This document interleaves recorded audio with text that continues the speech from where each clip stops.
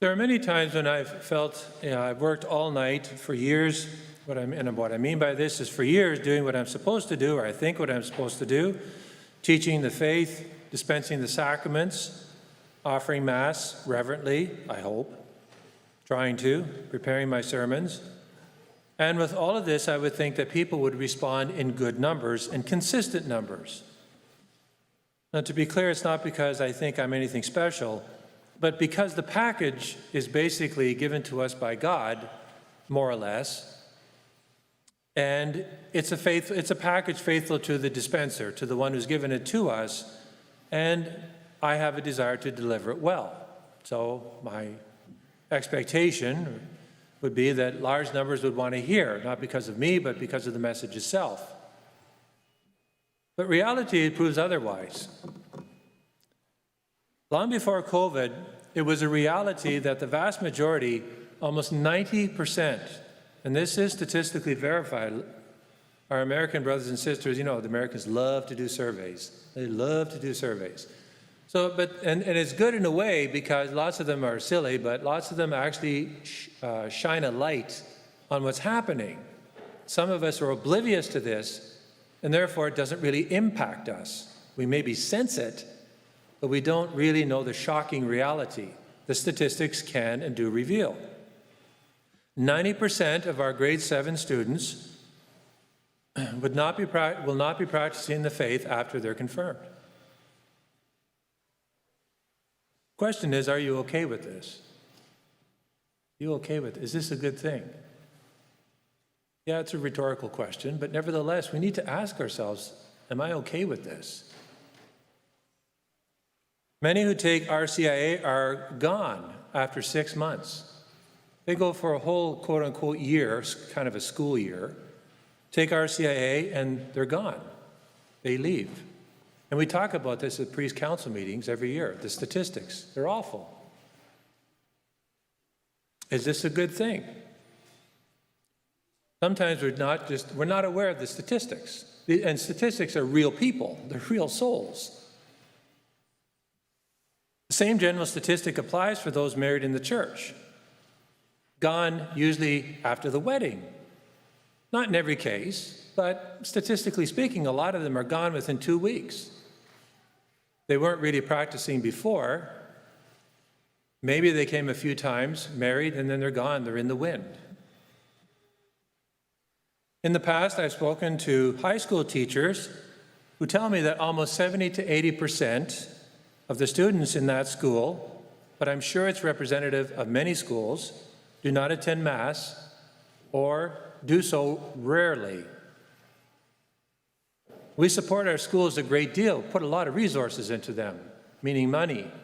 But even, people, formation of those teachers and so on. And can we say, therefore, it's their fault? It's the fault of the teachers, fault of the schools. Maybe there's imperfections in the system, but generally speaking, I say, no, that's a scapegoat. It's a scapegoat. Just to blame, it's the teacher's fault. It's the school's fault. Because the teachers aren't the primary teachers of the children. It's the parents, right? It's not the teachers. For that matter, it's not me. But it's not to say it's all the parents' fault either. It's not a them or you, it's a we problem. With COVID here at Corpus Christi, I know you're getting depressed probably, but hold on. This is reality before super reality, before supernatural reality. But at Corpus Christi here, because this is the truth. Statistics are, because we do the counting, for the Archbishop, we're down 37% in numbers. COVID has simply, I believe, shone a light on what was there all along. And I'm not talking about the people who are truly, sincerely, authentically nervous or scared about coming to church. I suspect that's a smaller group within the large context. Many people were attending but not engaged. In other words, their bodies were here, but was their heart and soul in it? Were they here to encounter Christ in the readings and in the Eucharist? It would seem that COVID gave them a reason or permission to break a habit that was not really rooted in conviction and love. It would seem. The statistic is objective. My analysis sort of involves some subjective sort of extrapolations from the objective reality. It's clear that the sacraments can be valid, but not allowed to bear the fruit of holiness in the lives of many Catholics. In other words, we kind of receive them sometimes like water off a duck's back, or like throwing water against a brick wall. It just runs off of the wall. All too many Catholics know about Jesus, but have not yet become disciples of Jesus Christ, living in his presence every day, learning from him, wanting to get to know him more and more. The problem is not the sacraments either, because they contain infinite grace, because the sacraments are Christ, or they're the Trinity in baptism and so on. Now, this is only part of the reason why, after all night, I too at times, like Peter, am frustrated. There's kind of a holy discontent within myself. And I hope by some of the things I'm saying to you, you're kind of scratching your head and say, yeah, it's not normal. It's not a good thing. Obviously, you're here hearing this, so you're here. But it's not 100% guarantee that everybody's here, heart, mind, body, and soul. Presumably a little bit more because it would be easy to just stay at home, even though as Catholics in Vancouver, we're obligated to attend Mass. It would be easy with all of this to be discouraged. But even after 35 years of priesthood, I know Jesus is still calling me to put out into the deep. This isn't just words on a page. It's a reality. It's something that is, the words of Scripture have a dynamism of their own, a power of their own. And we can just take the easy way out and say, yeah, been there, done that. But it's not a response to Christ. It's a response to our own pride, discouragement, whatever. When I hear this, admittedly, there's this natural part of me like Peter who says, really? Again? Try again? And then I realize it's Jesus who's actually the one who called Peter and who calls me, and there's something in me that says, this time it will be different. Now, if you know anything about me, you know I don't like giving up. Not until the game's over, and that means in life I'm dead and my corpse is cold. Then I can give up, because it'll be resolved one way or the other. Heaven, hopefully, God willing, or hell. So until then, I don't like to give up. But I also know I can't do this by myself. I'm not invincible. I'm not Jesus Christ. Jesus calls me to put out into the deep. But it seems to make no sense where nothing may happen. Because Peter knew that the fish, first of all, they're not to be caught in the daylight, and they're not to be caught out in the deep. This doesn't make any sense. And this guy's a carpenter. He doesn't know he's the Son of God. It's like this doesn't make any sense whatsoever. But something about the way Jesus said it tweaks Peter.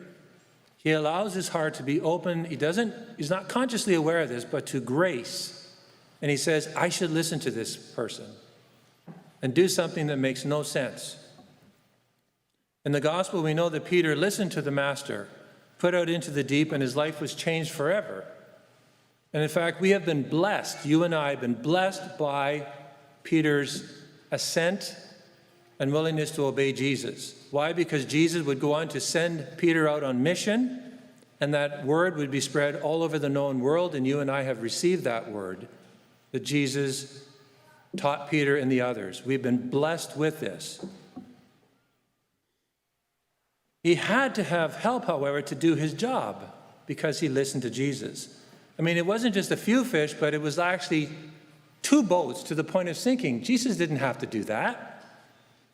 He could have just made them quarter full, half full. But he actually made it sinking almost, but they didn't sink.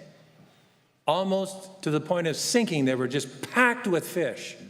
Well, Peter knew this was a miracle. He's not stupid. This isn't natural. It had to be supernatural. Now think of Peter in the boat. He couldn't haul all these fish in, so he has to call his buddies. Come on, help me. Well, that is myself or Father Richard in the boat trying to catch all these fish, all these souls, all these people, all these kids leaving the church, these couples marrying, leaving, not coming back to church, RCIA candidates not coming back to church. And there's more and more groups, as it were, people within different groups, or just the general Catholic. If we try to do this by ourselves, we're going to lose all of these people. It's going to continue. The statistics will continue and probably get worse. Why? Because the world is just hammering us all the time. And there's good out in the world, but there's a lot of garbage as well, and attractions. When they get help from the others, it can be done. They bring in all the fish and they fill the boats to the sinking point. So they actually accomplish this when it's a true team effort. That is our need for help from others to bring in this great catch of fish. This has inspired me to put out into the deep with Father Richard and a team of people here in the parish. Over the last 9 months, I've been putting together a 10-year vision for Corpus Christi, and this vision entails having a huge catch of fish. I'm not interested in a couple. I'm not interested in 100. I'm interested in getting to the point where it's almost sunk and people realize this is a miracle. Not because of Peter, but because of Christ, and because Peter didn't rely upon himself. It's because of the word of the Lord. That's why the miracle took place. COVID, in my estimation and in many others, has really held up a mirror to the church, revealed many things.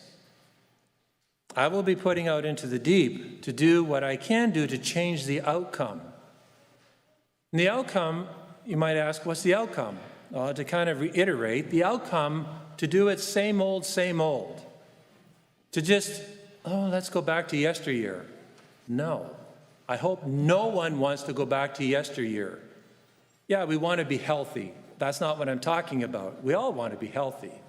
And God willing, that's going to happen sooner than later, where the mandates are gone and blah, blah, blah. But I'm not here to talk about that. We all want that, but I'm talking about another yesteryear. As I've mentioned, 30 students out of the 30, 27 will leave, never come back. After they're confirmed and made soldiers of Christ, they'll leave the battlefield because they don't know. Their parents, why? Well, any parent knows why they're not coming to church, because their parents aren't coming to church. You all know this. And I'm not here to condemn. I'm here to analyze and to state facts. Because unless we face the facts, we'll never go anywhere. It'll be same old, same old. And this breaks grandparents' hearts. Actually, it bothers me. It gives me a holy discontent. That's why I'm trying to do this again, pay out my nets into the deep. I don't want to give up, but I can't do it on my own, so I need the help of others. Their parents have their Sunday mornings, these kids, their children, packed, filled with sports, academics, music, language lessons. I hear this. You understand what I mean? I hear this. Their mornings are packed with everything but God and Mass, because the parents either don't understand or don't care. I don't know which one. There's not many options, but they've chosen to pack it with something else other than God. These kids will grow up and God is an option.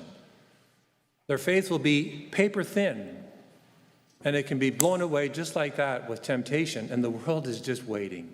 It's just waiting to suck them right up.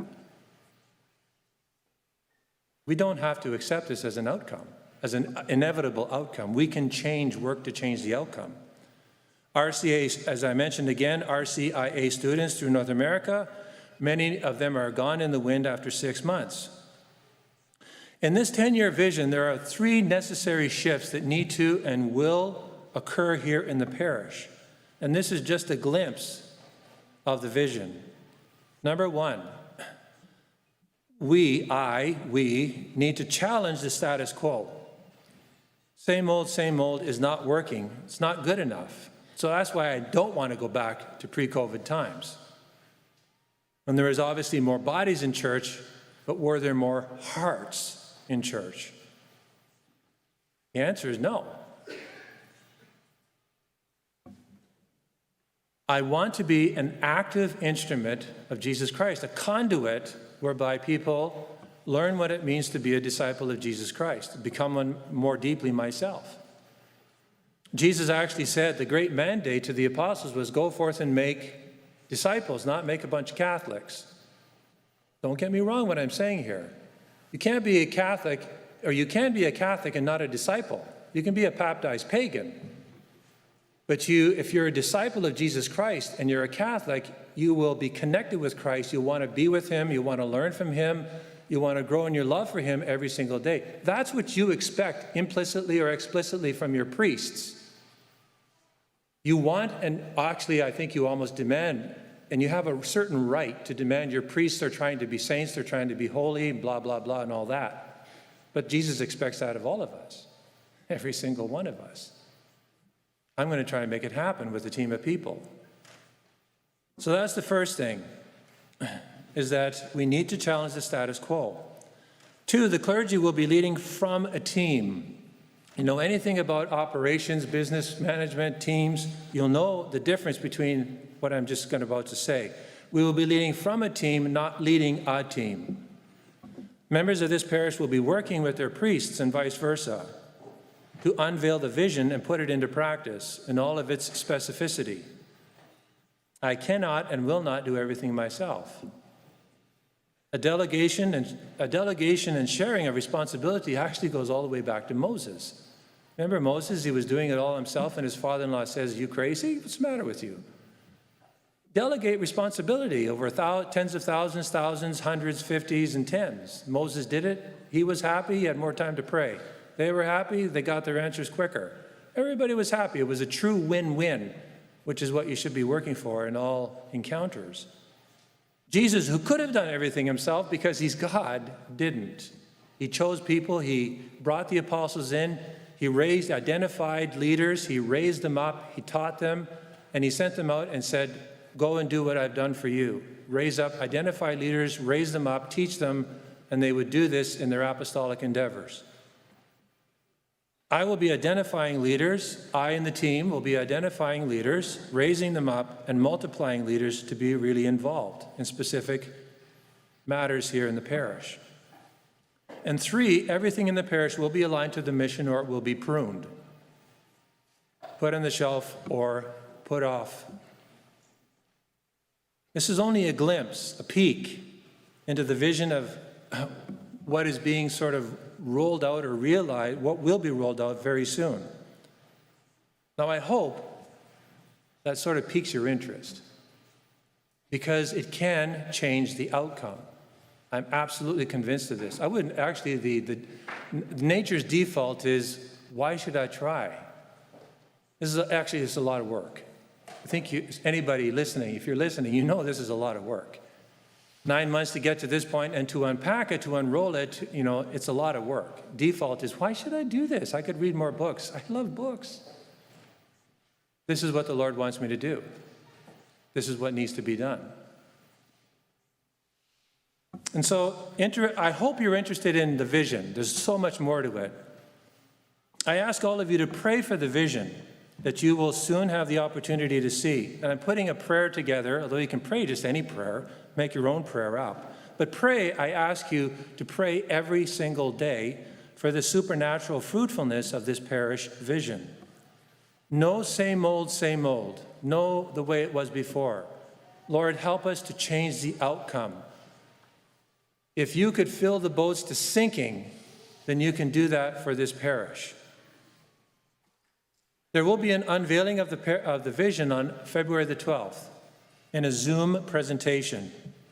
The flock note has been sent out, and I really want every parishioner to attend this. I ask you to invest the time. Put it in your schedules. Make the time. If for no other reason to hear it from the horse's mouth, don't hear it from somebody else. You hear it. You hear it. So you have heard it from Father and I. He's actually going to pipe in from Florida. So he's committed. And he'll be on his vacation, but he's going to, go to Disneyland. He's going to be with the parishioners. He won't be coming out of Disneyland on that day. But he's committed to this, as I am committed to this as well. So I ask you to pray for the grace to hear Jesus calling you. Yes, each and every one of you. There's no exceptions here in the parish. I don't even care if you're not baptized. He's calling every single one of you and calling all of us. And he continues to call me, every single one of us, to put out into the deep, to obey him and be absolutely amazed.